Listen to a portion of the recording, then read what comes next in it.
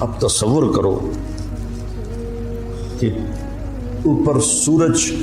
پانی بند تھا، خبیثوں نے پانی بند کر دیا، بچوں کے رونے کی آوازیں آ رہی پیاس کی وجہ سے، اور ان کے دل نرم نہیں ہو رہے۔ پھر آپ نے حضرت عباس بن علی کے ساتھ ایک دستہ بھیجا، جنہوں نے لڑ بھڑ کے کوئی 30 کے 32 مشکیزیں پانی کے بھر کے لے کر آئے، لیکن وہ کتنی دیر چلنا تھا، پیاس سے زبانیں بچوں کی بھی نکلی ہوئی ہیں، اور حسینی لشکر پیاسا لڑ رہا ہے، اوپر دھوپ کی، سورج کی آگ ہے، نیچے ریت کی آگ ہے، ادھر تلواروں کی جھنکار ہے،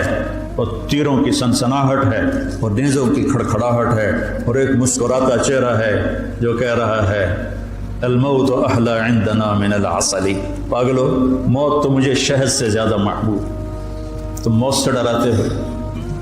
تو یہ لڑائی کیا لڑائی تھی، 72 آدمی 5000 سے کیسے لڑ سکتے تھے، جانیں ہی دینی تھی۔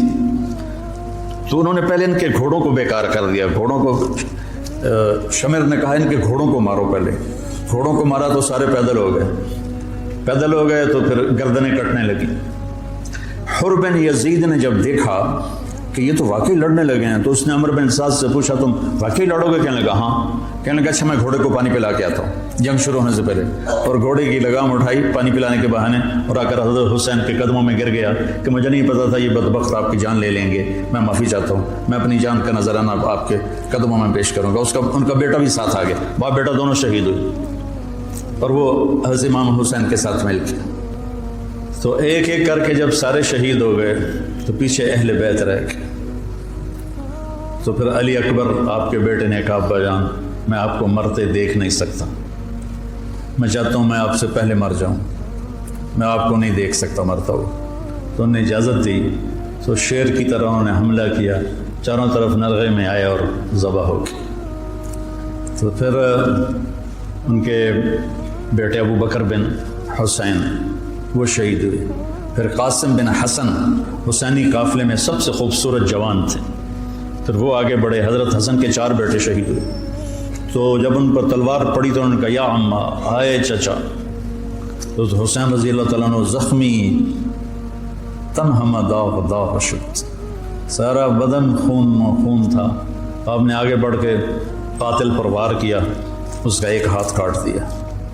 پھر ان کے سرانے کھڑے ہو کر ایک عجب بات کہی کہ میرے بھتیجے آج تیرا چچا بڑا بے بس، یہ کیا جواب دیں گے اللہ کے نبی کو قیامت کے دن کہ انہوں نے ان کی اولاد کو ہی ذبح کر دی۔ تو ان کی لاش کو اٹھایا اور پیچھے جا کے رکھ دیا۔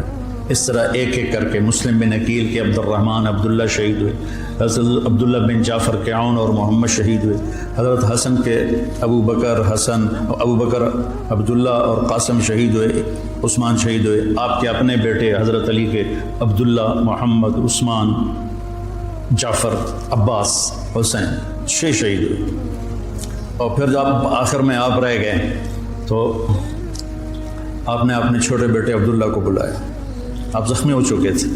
بہت پہلے قتل کیے جا سکتے تھے لیکن ہر کوئی ڈائریکٹ وار کرنے سے ڈر رہا تھا، تو آپ نے عبداللہ کو بلایا، 2 سال ان کی عمر تھی، ان کو لے کے گود میں بٹھایا،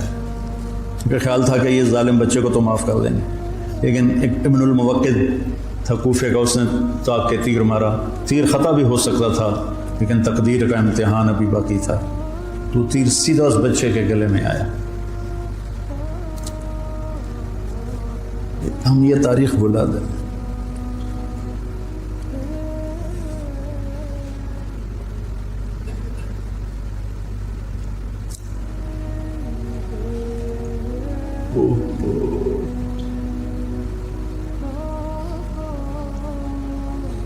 جب عبداللہ کی گردن ڈھلکی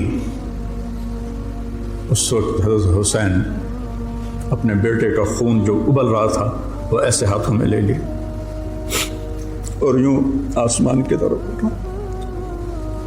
کیا حال ہوا ہوگا اس وقت زمین آسمان کی مخلوق، آسمان کے فرشتوں کا، اے اللہ تو مجھ سے راضی ہے تو میں تجھ سے راضی ہوں، ان سے انتقام تو ہی لینا، انہوں نے تیرے نبی کی اولاد کو ذبح کر دیا۔ بیٹا میں مرغا ذبح ہوتا ہوا نہیں دیکھ سکتا، وہ جانوروں کی قربانی پہ جانور کے اوپر کھڑا ہونا ہوتا ہے۔ میں ایک دو قربانیاں دیکھی، پھر مجھے ہمت نہیں ہوئی، میں پیچھے جا کے بیٹھ گیا۔ اور یہاں بچے سے 2 سال کا بچہ کتنا پیارا ہوتا ہے، اور اس کے یہاں تیر لگے اور وہ آہ بھی نہ کر سکے، اور باپ کی گود میں اس کی گردن ڈھلک جائے۔ سوچو تو صحیح،